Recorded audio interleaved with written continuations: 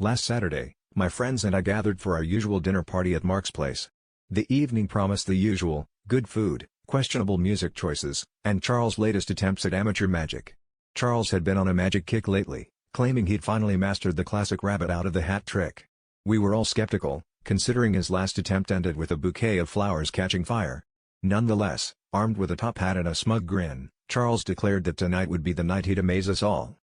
As the lasagna baked in the oven, filling the kitchen with its rich aroma, Charles set up his little performance space in the living room.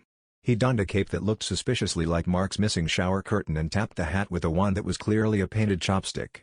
With a dramatic flourish, he reached into the hat, his face a mask of concentration. We all leaned in, half expecting another pyrotechnic disaster. Charles hesitated, frowning slightly, and then pulled nothing. His hand came out empty. We all chuckled, assuming this was another classic Charles blunder. Just then, Mark called us into the kitchen, announcing that the lasagna was ready. We gathered around the table, the centerpiece being a beautifully golden lasagna. Charles, visibly deflated but ever the optimist, grabbed a serving spoon.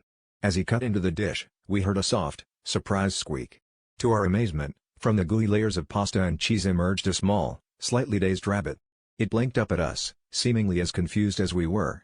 We all stared in disbelief, while Charles, ever the quick thinker, declared, "Well, I guess I just found a new hair in my recipe."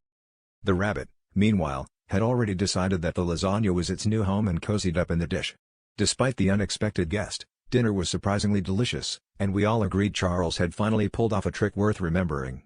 As we laughed and recounted the evening's events, Mark sighed, shaking his head. "Next time," he said, "we're sticking to vegetarian." But deep down, we all knew that no vegetarian dish could ever top the magic of a rabbit lasagna.